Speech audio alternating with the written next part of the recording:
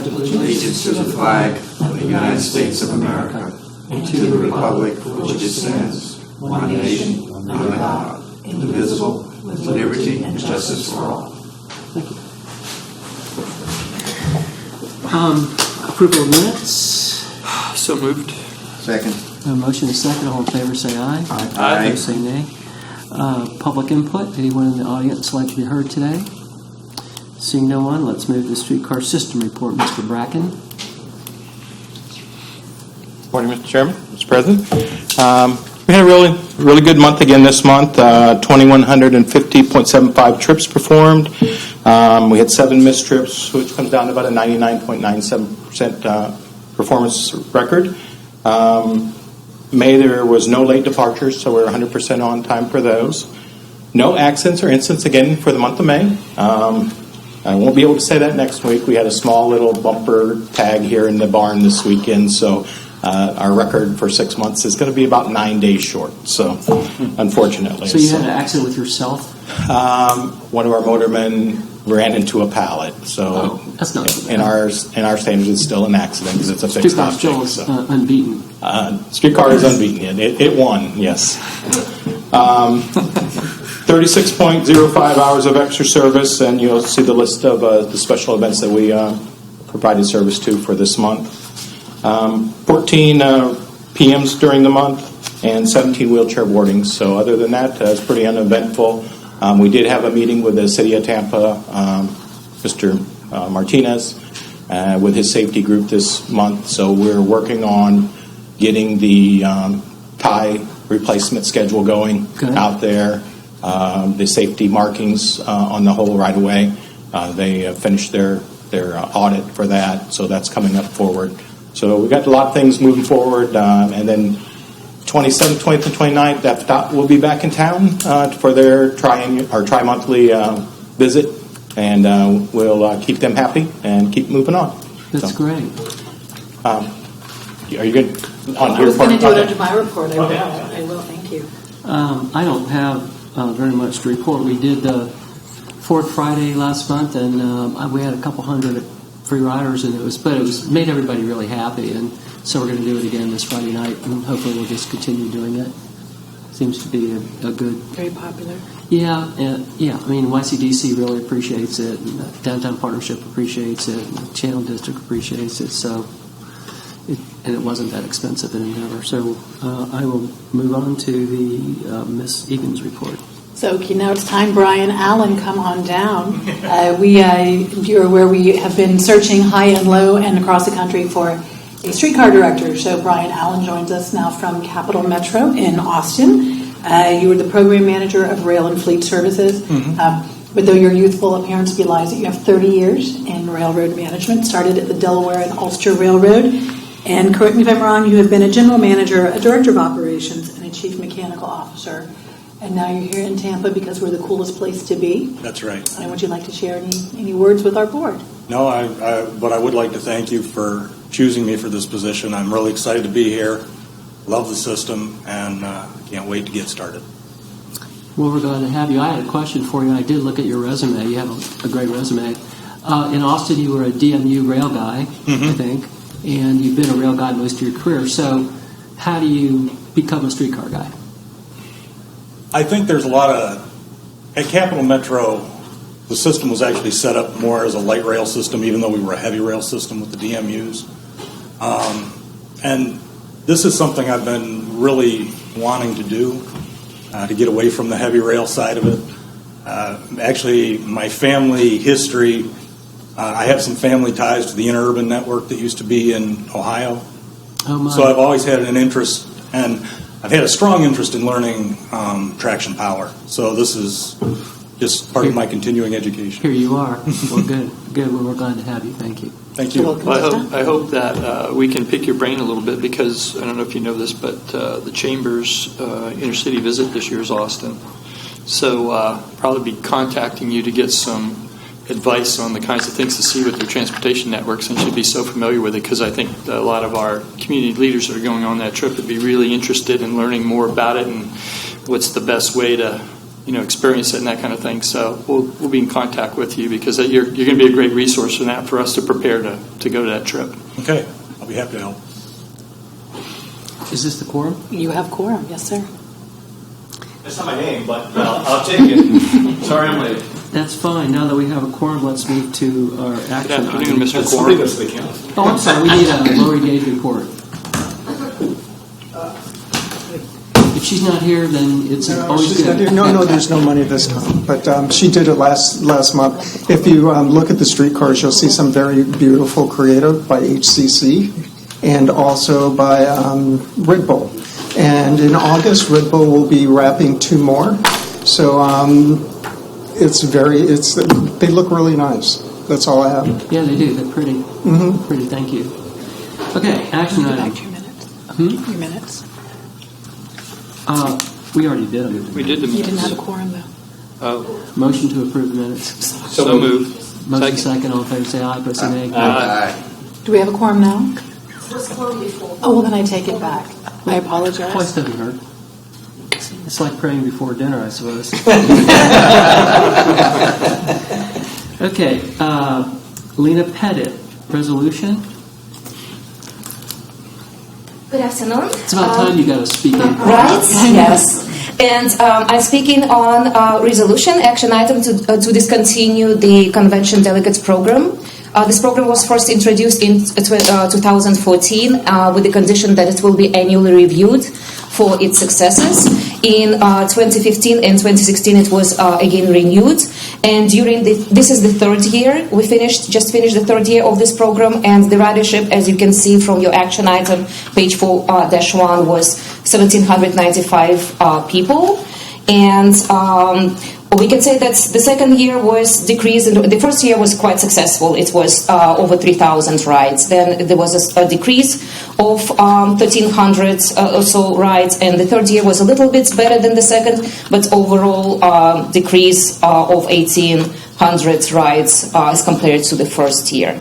And so this is your decision to review this program and decide whether to discontinue or to continue. Move to discontinue. Second. We have a motion and a second. Is there any other discussion? I didn't know we made a decision, but if Bob thinks it's not a good idea. The board has not made a decision based on ridership. Staff recommends the discontinuation, but of course, it's an item for discussion by the board. It's been 0.61% of the ridership. So we might as well ditch it and find another way to get riders. It's not really bringing your folks in the door, no, sir. Okay, good. Yeah, I mean, if I may speak, Yeah, Mr. sure. Chair, I guess from the perspective of us on the board, the city, the community, it doesn't seem like that's an incentive program that's working at this point in time. And yeah, let's look at other alternatives to get people, to ride there, come to visit. I mean, it seems like I'm always in and around because I live right there at the Greco Plaza, and I've noticed it just seems like there's more activity there in certain hours of the day than there has been in the past, which is a good sign. But Well, if we're going to discontinue it, let's just talk to Rick about what he thinks might work better, Yeah. what makes better sense. So we have a motion and a second. All in favor, say aye. Aye. Opposed, nay? Gone. Thank you. Mr. Jacob, when you say you're in the area of the that plaza, are you talking about the sale? Is that where you are, or is it are you actually in the Greco Plaza? I'm just trying to. I'm looking for some clarification. Sometimes he has to sleep there at night. I consider being within the distance of a short pitching wedge within the area. Thank you for that clarification. Thank you for bringing that up. That really completes our agenda, except for our compliance reports. Do you have any questions for those? Yes. I was chatting with Lee, and I wanted to ask you if you. Yeah, I have something, just a little report I'd like to give. Please. There was a conversation about attempting to extend early morning hours, and we did not seem to have any success in increasing ridership or nominal increase in ridership when we did it before. So I was looking at other ways of perhaps doing that would not require such a strong subsidization, which would actually increase ridership. So I'm having some conversations with Skanska, who's going to be building 2 buildings in the Channel District, or actually near the Amalie Arena, the medical school and the adjacent building to it. And they're going to have to shuttle a lot of workers. And so I talked to them about possibly parking in Ybor City and taking the streetcar down there. Mm-hmm. I have to get numbers. They're going to give me numbers, but part of the issue is the early. They have to be there at 7 o'clock in the morning, so there'd be some gaps in service, and it could be pretty expensive. But I'm going to pursue it just to see if it makes sense because it's a good idea. Yeah, we might be able to fill in some of the other gaps, but that's again trying to look for practical applications to do that. No, that's a great idea. And I had lunch with some people from Suffolk recently, and they're interested in the same thing. They think they've got 2,000. There'll be a couple thousand workers with no place to park. I live across the street from the Ybor Garage on 5th, and there is never on any given day more than about 150 cars in that whole garage. So the upper 3 floors and all the ramps are just dead empty. Mm-hmm. There's never anybody there. The issue is the velocity of delivery because they have a muster time at 7 o'clock in the morning, and 30 or 40 people at a time. We can't move them that way. It depends if they would pay. If they would. If the city and the streetcar system and these companies figured it out, then it would probably require some staffing up in the morning for the city and the workers, but they'd have to come in at 6:30. Well, what's the maximum capacity of a streetcar? About 77 passengers. One of the issues... You have to deliver 1,000 workers in a half hour. Yeah, you have to crank up all 4 cars and run them continuously. Well, if this is something you'd like us to look at, staff would recommend an exception within our current operating agreement because we would be talking about trying to cover, let's just say 6:30 to 7:15 or 7:30. Even if we could accommodate all of them, we have to pay our operators 2.5 hours report time, and we would have logistics involved in something that would be serviced from 6 a.m. until 7:30, and then no other need to have these folks for 4 hours because service would come back on at noon. I would also start cutting into our maintenance time, our time to be out on the track. So no, we get all that. I mean, it would just take us 2,000 looking people. at it. And by the way, then they're done at 3:30, and so they all come back to Ybor about the same time and head for the bars. So there are. We definitely want to keep them here. They're really. It's a big logistics issue, but it could be a big solution for them. And we can also, if this board is amenable and we have any recommendation to take it to the HART board, with our October schedule change, we will have additional capacity available from buses. Sure. So we can look at a solution that's a combination of bus and streetcars. Yeah, I didn't get when all this kicks in. Is it next spring? Yeah, just after the first of the year. Yeah. Well, actually, USF construction will start in August. Of this year? Yeah. Wow. Mm-hmm. Well, let us know how we can help. If I may jump on that train a little bit, no pun intended. I think it's a great idea, and I think the opportunity for us to look at, using the streetcar, perhaps the in-towner as well, how do we supplement it to move that amount of workers in there? But I think it's a great idea.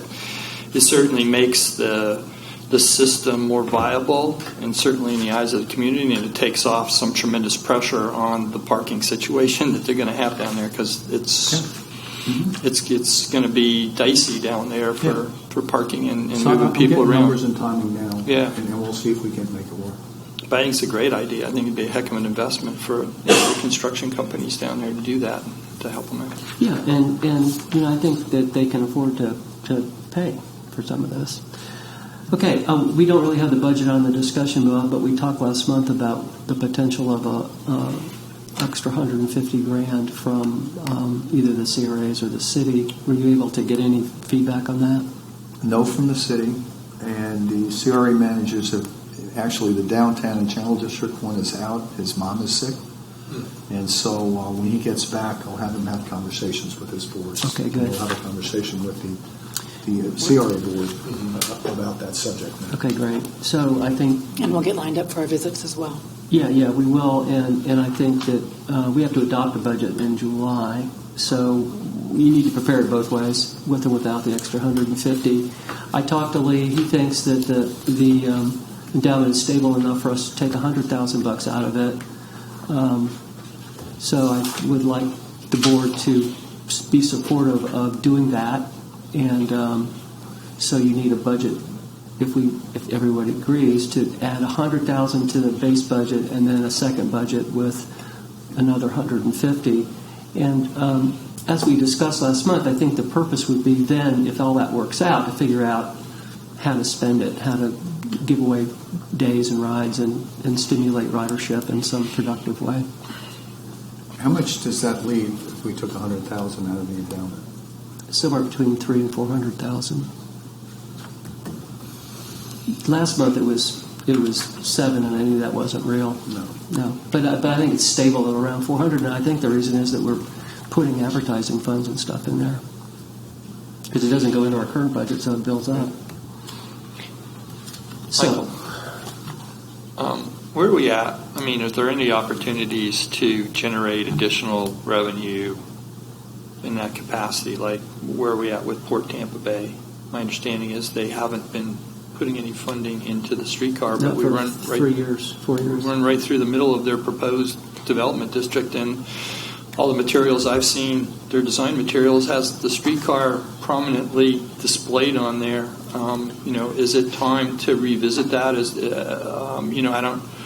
I don't know what to be the proper, but certainly from what's going on and as they push that forward, it seems like if the streetcar is going to be an integral part of what they're trying to do in their district, then perhaps it's time for us to revisit them investing in that so it does service their district the way they want to. Well, I know the city, I don't know if you've selected a design firm yet, Bob, but I know you had an RFP on the street to complete street, that part of Channelside from Kennedy South, which would include the streetcar, of course. Right. The Port CEO has been pretty rudely clear about not wanting or caring about contributing. The board chairman doesn't show any interest, and Catherine and I have tried every year with letters and calls and visits. There's only one way they will write a check, and that's if the mayor to ask them to.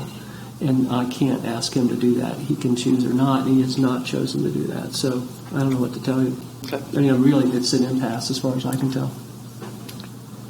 Well, possibly, maybe we can get the folks over at SPP to request it of the, they have a big stake in what's going on in Channelside and the rest of the development. So I don't know if they could ask for that on our behalf too. Mr. Vinnick certainly has more leverage than anybody else in town. I don't have the means to ask him to do that, but if you do, I'll be glad to do that. That would be very helpful. Okay. It's for an agency that takes so much public money to survive, to not give us $150,000 a year is silly. But I haven't been able to fix it. And even when Mechanic was chairman, I think he got the last $100,000 about 4 years ago. I think you're right. Yeah. Okay. Can I ask another question? Sure. Is it appropriate for those of us who know Port board members to talk to them about it? Absolutely. I mean, as long as you're not talking to us about it, that's fine. That's right. You can talk to anybody you want, for sure. Absolutely. Yeah, I just want to make sure. Oh, yeah. Because I know most of them. Some of us do, and just kind of run into them or have a cup of coffee or something and say, hey, I'd like to run something by you, and here's where we're at. No. I think it's extremely important that you do that, for sure. Okay. I just want to make sure I wasn't violating anything. Right. As long as the lawyer didn't say anything, so we're good. We'll wait until Mr. Smoker returns, and I think. No, I don't think there's any problem. Catherine and I pitched their board 3 years ago, and Sandy Merman, who is all about wanting to support the streetcar, completely sidewinded us and wanted a marketing plan, and it just turned into a fiasco, and I don't think we've actually been back in front of the board since. So there you go. I would like a motion to have the budget prepared with those alternatives. So moved. Okay. Second. Motion and a second. Any other discussion? If not, all in favor say aye. Aye. Opposed say nay. Any other business to come before us? Yeah, I just want to make a comment and I guess ask a question of Greg or Steve or we talked about the signage system, I guess, that we're putting in. I've mentioned before about the problems that I see, especially on Franklin Street, with cars running down the streetcar track. And, the other day I was driving to work and a woman was pushing a stroller with a baby in it down the middle of the streetcar track. Looked like a nice wide sidewalk. It's like a protected bike track. I mean, yeah, it kind of is. So, again, I actually stopped and rolled the window down and said, "Madam, this is a dangerous spot. You might want to move over to the sidewalk, please, because Did she? She did, but I think she was oblivious. But the whole thing is, it continues to seem to be a bit of a problem on some of the areas, like in downtown, where it's a little. That's a weird turn there, especially when you come off a channel side going westbound, right there at Franklin Street. It's off of Browring. So I just wanted to point that out, that I see that from time to time still. The study that was just completed about our signalization and our markings and all that is included in that study. Okay. They're actually talking about narrowing the mouth where our streetcar goes through those median divides. Red striping, so they're really trying to improve the signalization and the street markings on all of our right-of-ways. So that is a total package that they're working on. Lane delineators, increased. We have the Centricom out there for the traffic controls already, which has really helped us out a lot. So this study encompasses the entire line, the markings, the pedestrian crosswalks. Old Waterside is one that we're trying to get them to move the crosswalk down to keep that traffic, pedestrian, streetcar confrontation at that major intersection.